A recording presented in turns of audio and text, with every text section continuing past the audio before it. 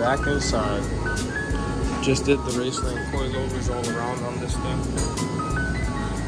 So she's tucking pretty low in the front end. Still got to bring it up a little bit because every time you turn it's rubbing fender. Got the pads and rotors done on this. Now we're doing power steering, line, and serpentine belts. Since they're 3 separate belts, gonna update all of them. His AC is not even working. As you can see, there's nothing even in it. So we're gonna eliminate that, eliminate the belt for it until he pretty much buys a new AC if he's even going to. And yeah, go from there. A pretty good project. Also installed the Yonaka motorsports muffler with fixing the resonator up front because it had a hole in it. We did the tie rod ends and now working on serpentine belt and getting the power steering better so it doesn't have a leak, and then he should be ready to get this thing registered and go on the road and start having some fun. So for power steering pump, you're gonna want to loosen this top bolt right there, the bottom bolt down here. As you can see, they go up and down, and then you can adjust it with this right here to get your belt loose, just like that. And then remove your belt.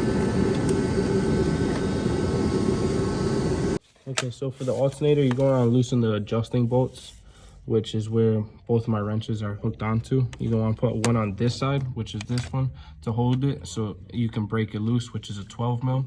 And this side is also a 12. So once you break those loose, you go to the bottom and get the bolt down there broken loose, which I'll show you also, which should be a 14. And then we'll go from there. I'll show you that. On the bottom half of the alternator, it's this bolt right here, and you're gonna loosen. And once you do that, you can see the whole belt becomes loose. So just so you guys know, for the which belt goes where, this is a harmonic balancer. Your alternator belt is going to go on the farthest one, your AC is in the middle, and power steering's on the outside.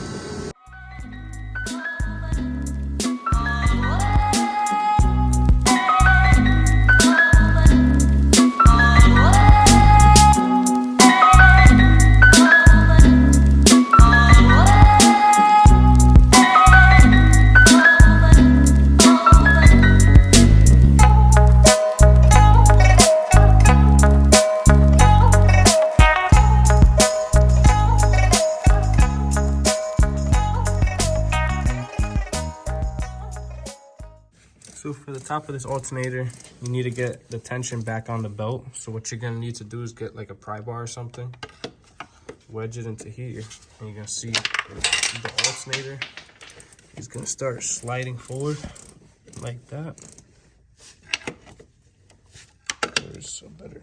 Okay, there we go. Once you get it far enough that you see that there's good tension on the belt, then you tighten up those nuts again. These two.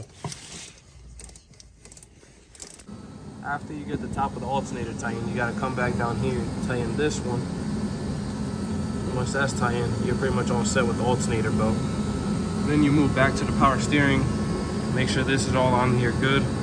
Go to the top of it, adjust it, make sure there's a nice tension on this belt, and you are all set for belts.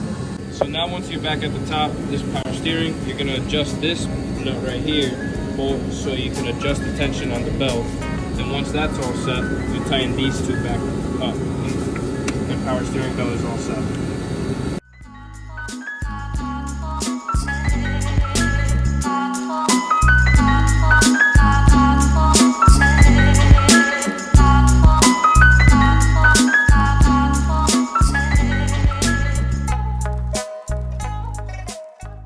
Another thing we were just touching up is the power steering reservoir. It seemed to be leaking out of the upper hose right here, so we just replaced the clamp. Other clamp didn't seem like it wanted to tighten down like we wanted it to, so fix that, cleaned it all up. Gonna see if we see any more leaks now. Gonna put it under pressure by moving the steering wheel back and forth, and then go from there. Since it's still running in the front end, we're gonna adjust the coilovers up a little bit, because every time you turn the wheel, it starts rubbing right around this area. So we're gonna bring it up slightly so the wheel can have clearance every time you turn it.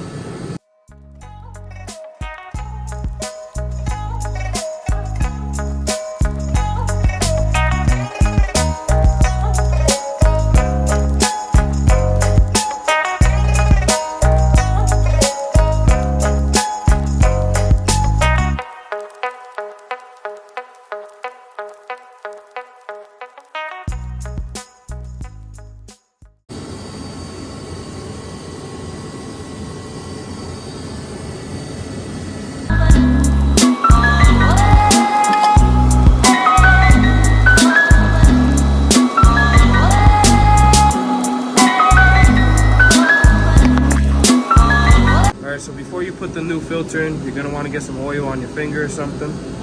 Rub it all over this gasket that you see on the outside ring. Make sure there's oil covering it all.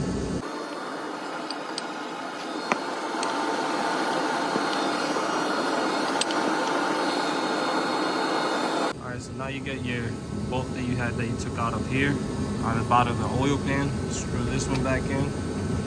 Thread it in first.